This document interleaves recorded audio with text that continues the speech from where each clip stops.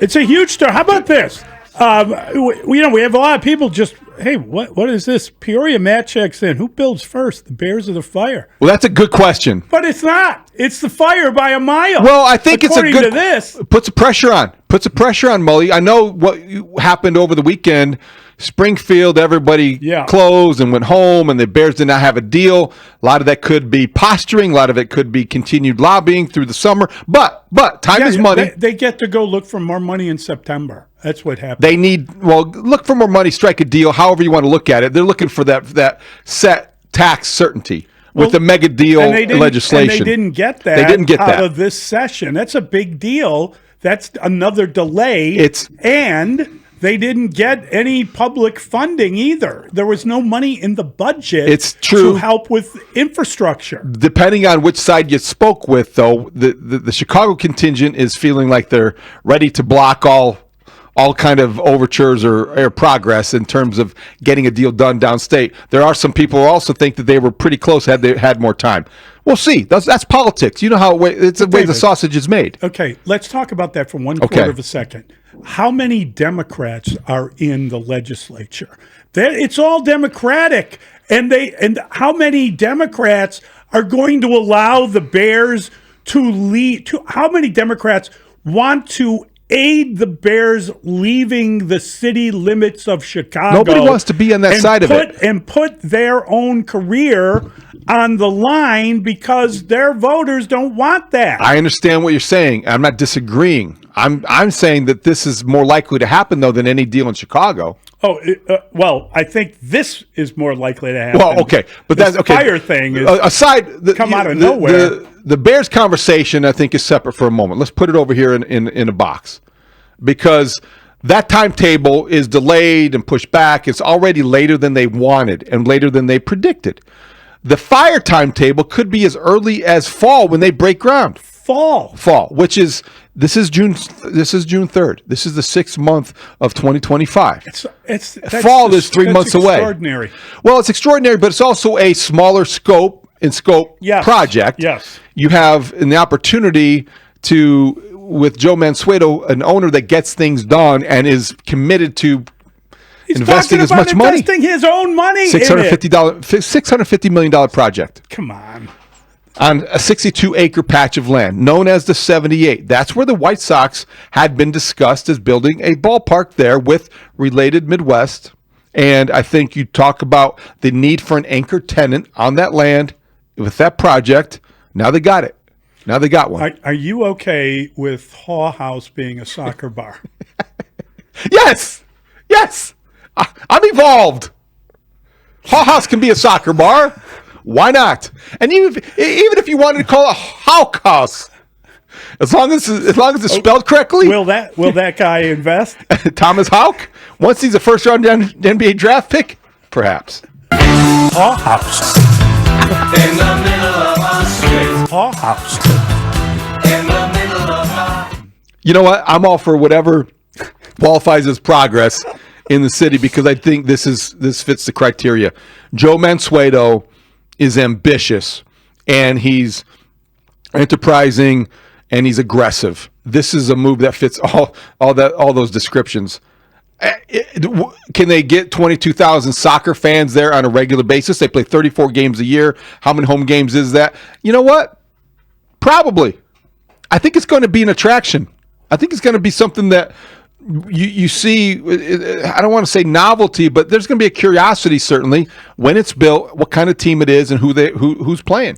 There are people in the neighborhood that could walk over there too. Yes. That's different than the way things have been before. This could be, as described in the Tribune story, a South Side version of Wrigleyville. And I know you bristle about that, or some people do. Bristle. I don't not bristle. Not you, but I think some Sox fans resist that. But I think I lived in Wrigleyville when I got out of college, as many people do as a rite of passage, and had a gas. I totally enjoyed it. There's still some places I go back to every once in a while. But I'm saying, I wonder if Jerry is bristling. I wonder if Jerry Reinsdorf knew this was coming, or if he wakes up this morning, pours himself an orange juice, and does a kind of spit take as he reads his Tribune.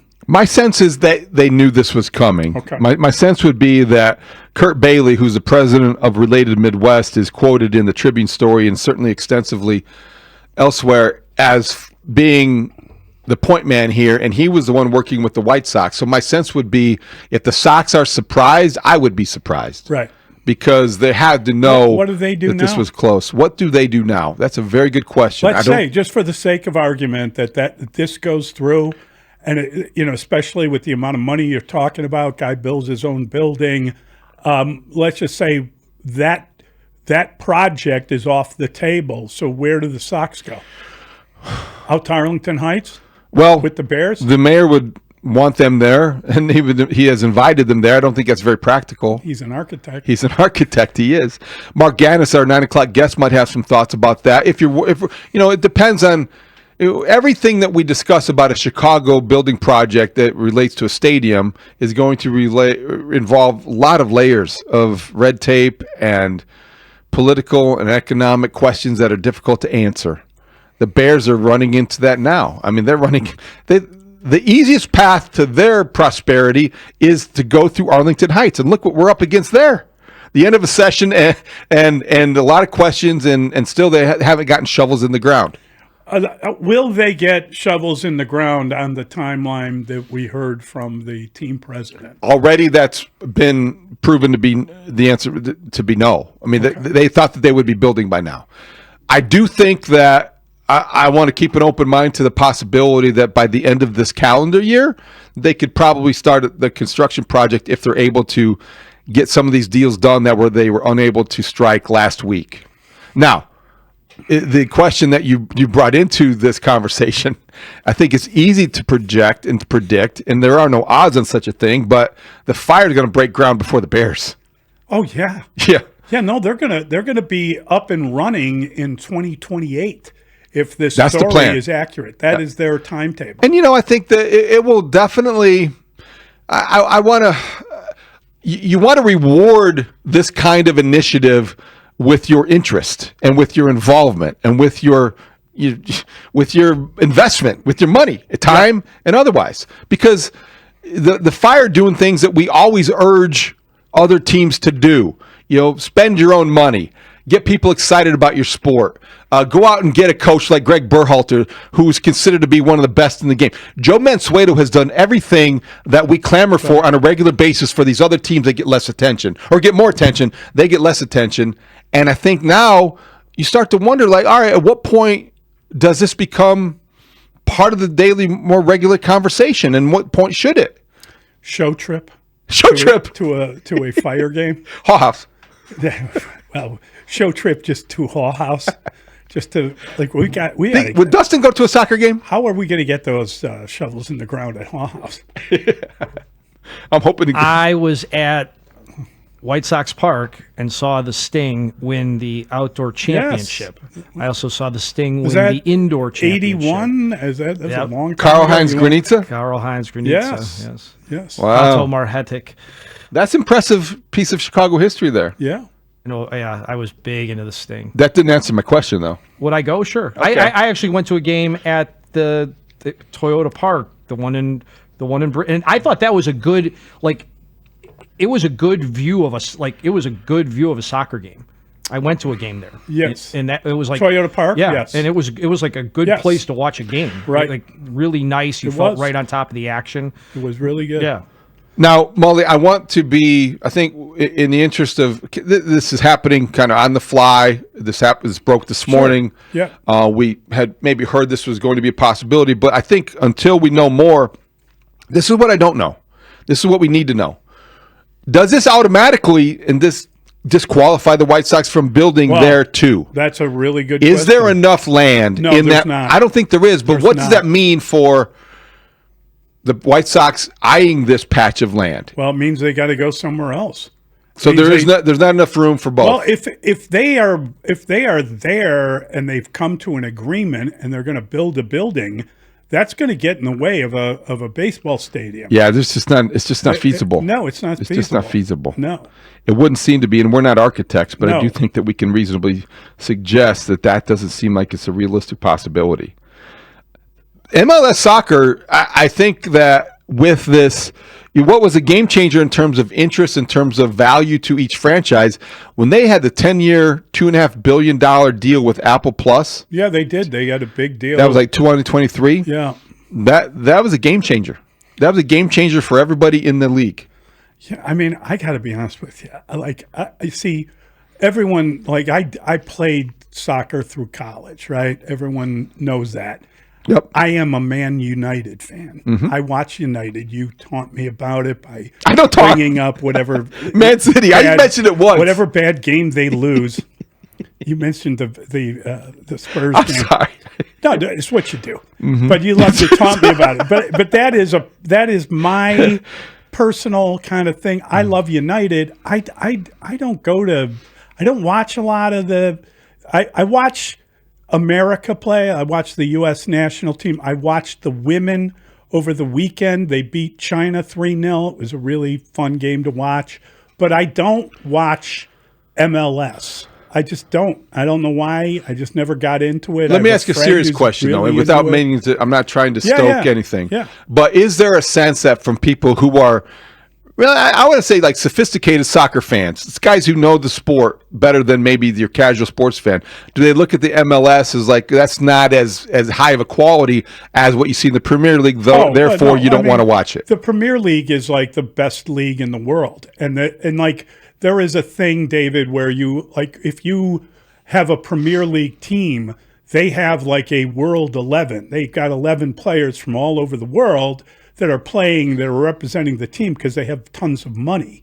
So those leagues are very high quality. And when you go, and the Premier League is probably got more depth than a lot of other leagues. So when you watch those teams, they have no lineup. You know, we talk about the Cubs writing down a lineup and every night you hand it in. Mm-hmm.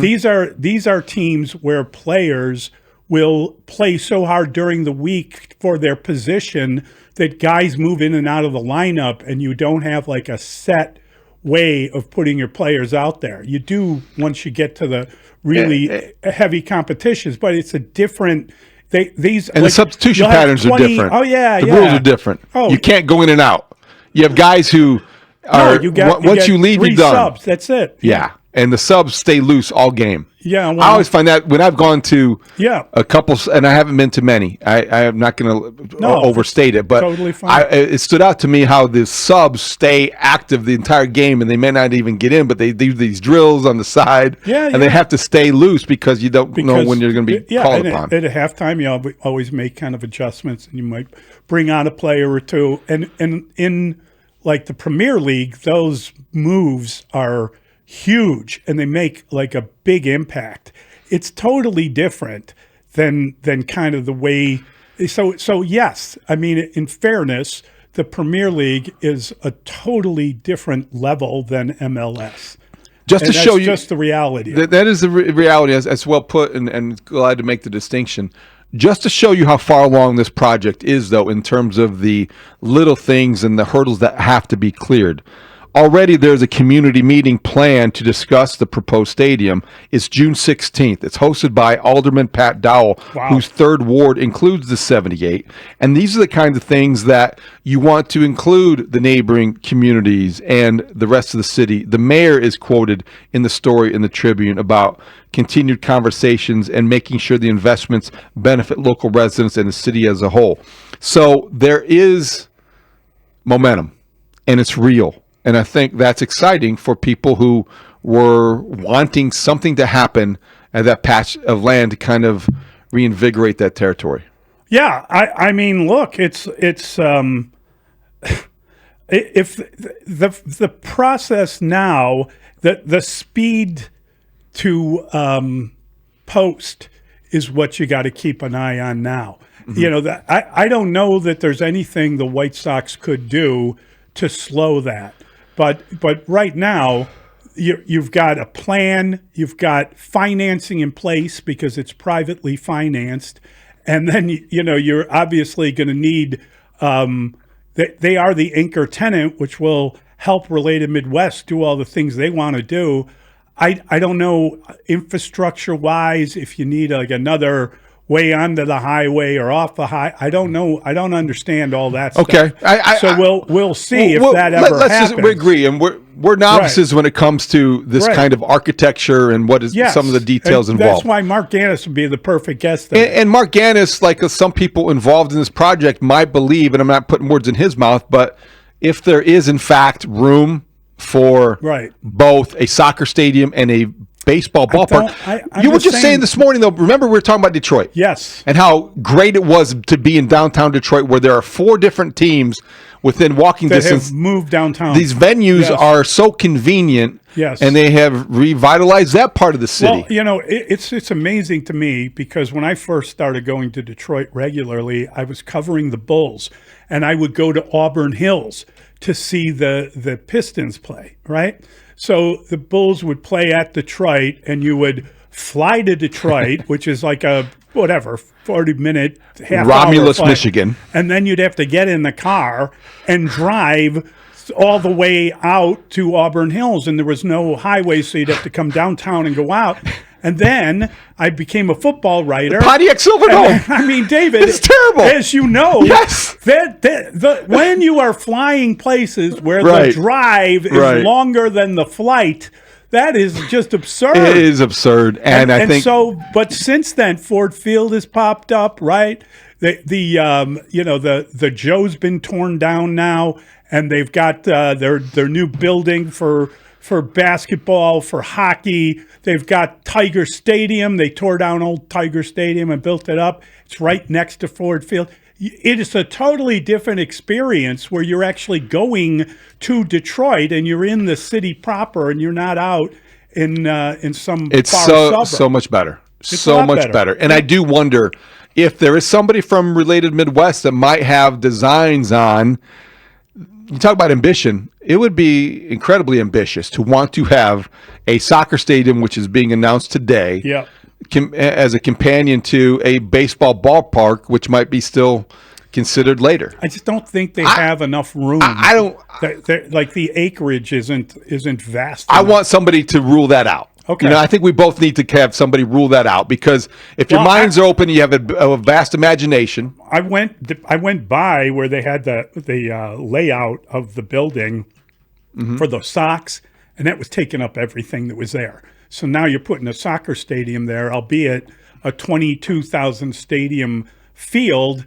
But just looking at the drawings, it does not look like there's much space just sitting there unoccupied. No, it's a crowded territory. Squeeze in a baseball field. We talk about the reaction from Jerry Reinsdorf and the White Sox to this news this morning. I wonder what Kevin Warren thought when he read all of this in terms of the details and how far along they are already. Well, I'm sure. I'm sure he blacked out the quote from Joe Mansueto that teams need to build their own building. Really? What a novel concept. Good stuff, though. Oh yeah, a lot of fun, Yep. And we got a lot of people who want to check in. Let's go with Mike. He's on 294. Hey, Mike. Hey, fellas. Hey, I'm a little nervous for Soldier Field. I guess about it becoming a museum. I mean, we've got the Fire leaving. Whatever they build, couldn't the Hounds play there? Probably for a cheaper amount. And then any kind of music venue that's too big for Northerly Island, but too small for Soldiers Field, they're going to go play at the same stadium if it's downtown. What does that leave for events at Soldier Field? It's a good point. I think it's competitive now. I don't think Soldier Field's probably, Kendrick Lamar's playing Soldier Field on Friday night. I don't think he's going to go to 22,000 seat Chicago Fire Stadium instead. Right. And I mean, you're still going to get those kind of venues. The Fire Stadium is kind of now in competition with the United Center for venues. Like that might be a better comp. Same. That's kind of the better comp. Yeah. I think there'll still be like big international soccer games. Listen, the Bears leaving means you lose 14 football games a year. 10. Well, 10 is 10 football games a year. You're right. There's 8 regular season, 2 preseason.